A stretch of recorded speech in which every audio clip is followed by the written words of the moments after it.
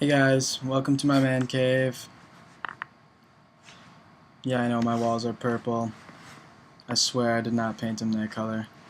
But anyways, my project is about Ray Rice, as you probably already know. So, let's get into it. After watching the speech that he gave, the second one, not the first one, I really found myself trying to believe him and feeling remorse for him and his family in general. And I hated that I felt that way, so I dug pretty deep into this, just trying to figure out what exactly it is, that made me feel this way after watching it. So the first thing I want to take a look at is around the 4 minute mark where his voice starts getting really shaky. I just think it really shows how emotionally invested he is in the whole issue in general. So, yeah, take a look. I made the biggest mistake of my life. Me. She can do no wrong. She's an angel. And, but we're in counseling. We've taken the necessary steps to move forward. And, I say I'm in counseling because counseling is not one of them things you go to and things just automatically get better. But what counseling has done for me is allow me to interact with my inner self, to let me know where I was weak at in life.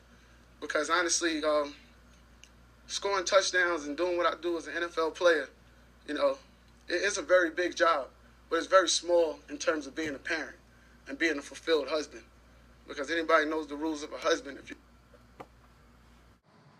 I thought he did two things really well in that last clip. The first thing, which is from the book Cicero, was he acknowledged the charge being made against him, which definitely brought me to see his side of the story a lot more. That definitely affected me, viewing the situation. That he manned up. He didn't try and blame anyone else. He took full responsibility, and that's the only respectable thing he could do in the situation, I guess.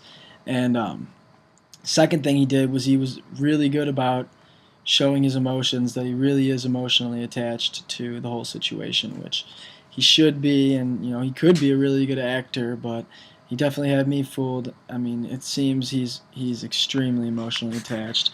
He got really choked up, and he started speaking about some deep things. You could tell the whole situation, hits him all the way to the core.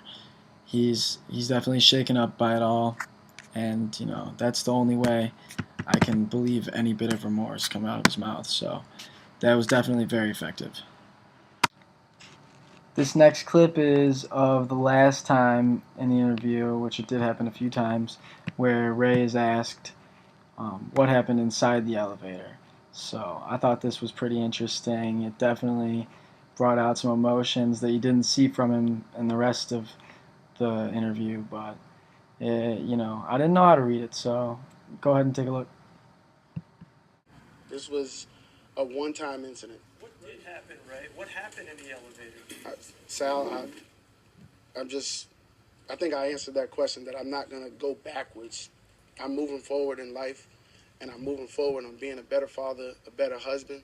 And I'm not trying to disrespect you, but it's just, if I go backwards, I'm not going to keep living this situation. I live with it day to day. And I don't think, it's fair for me to go out there and just to keep living the situation. I own my actions. I don't condone anything that was done. And, I'm going to move forward. And I'm not saying that out of disrespect for you, Sal. I have tremendous respect for you. But, this was a very touchy situation. And it's a very touchy situation for not just myself, for the rest of the world as well. And like I said, when I'm better, I will go out there and try to help as many people as I can. Ray definitely seemed like he was visually upset at the question of what happened inside the elevator, which to a certain extent I can sympathize with him on. I mean, what did they think happened inside the elevator? It was pretty obvious after seeing at least the first video of him dragging her out of there unconscious. There's no need for him to continue talking about it, but in rhetorical terms, talking about the book Cicero, he does refuse a full statement of facts when he doesn't respond to that question. So that, I guess, is his one rhetorical flaw. But I think overall he did a great job rhetorically of getting the viewers and the listeners on his side.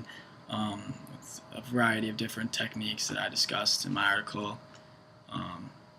But overall, it got him cut from the team, and now he's suspended indefinitely from the league. So, I guess it didn't get him that far.